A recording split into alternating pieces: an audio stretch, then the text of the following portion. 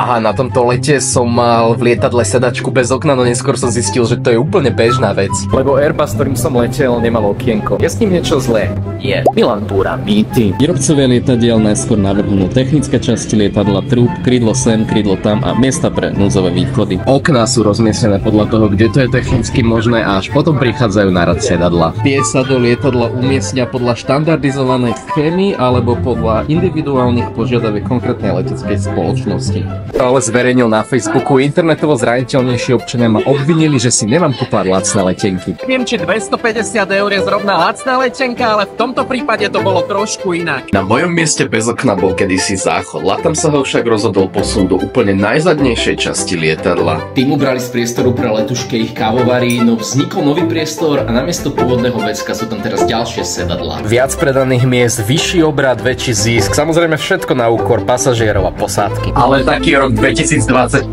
a okrem Slovenska sa šetrí úplne všade. Testujte.